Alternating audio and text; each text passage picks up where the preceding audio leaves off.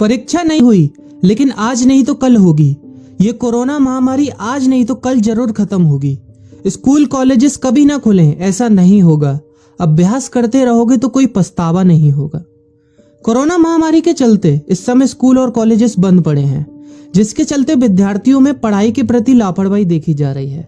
इसी को देखते हुए से मुंबई के एक स्कूल में हमारे पुराणों में लिखित एक कहानी सुनाई गई और विद्यार्थियों को इस कहानी के जरिए एक मैसेज दिया गया, एक सलाह दी गई।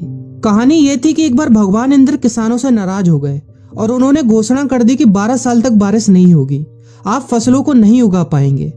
भगवान इंद्र से किसानों ने विनम्रता पूर्वक विनती की। किसानों की विनती को देखते हुए इंद्र ने बड़ी चालाकी से बारिश न होने का सारा श्रेय भगवान शिव के ऊपर डाल दिया और कहा कि बारिश तभी संभव है जब भगवान शिव अपना डमरू बजाएंगे। लेकिन इंद्रदेव भगवान शिव के साथ पहले ही गुप्त रूप से चर्चा कर चुके थे और उनसे किसानों के साथ सहमत नहीं होने के लिए भी अनुरोध कर चुके थे। जब किसान भगवान शिव के पास बारिश के लिए विनती करने के लिए गए तो उन्होंने भी कह दिया कि बारिश तभी होगी जब मैं 12 साल बाद अपना डमरू बजाऊंगा। निराश होकर वापस लौटते किसानों ने 12 साल तक इंतजार करने का फैसला किया। लेकिन उनमें से एक किसान वापस लौटकर नियमित रूप से अपना काम कर रहा था, खेती कर रहा था, यहाँ तक कि बीज भी बो रहा था। अन्य किसानों ने यह देखकर उस किसान का मजाक उड़ाना चालू कर दिया। कुछ किसानों ने उससे पूछा भी कि आप अपना समय और ऊर्जा क्यों बर्बाद कर रहे हैं, जबकि आप जानते हैं कि 12 साल तक बारिश नहीं होने वाली। उस किसान ने जवाब दिया कि मुझे पता है कि बारिश के बिना मेरी फसल नहीं आएगी, लेकिन मैं ये सब केवल अभ्यास के रूप में कर रहा हूँ। 12 साल बाद मैं फसलों को उगाने और खेतों में काम करने की प्रतिक्रिया को भूल जाऊंगा। शरीर की काम करने की आदत छूट जाएगी और शरीर आलस का शिकार हो जाएगा।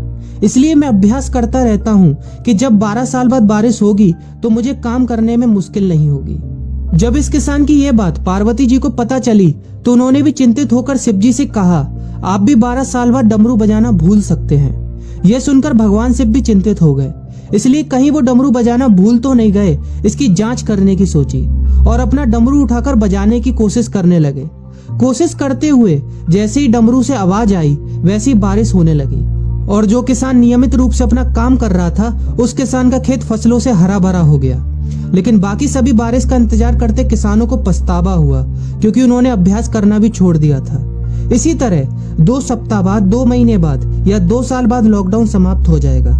कोरोना महामारी भी खत्म हो जाएगी।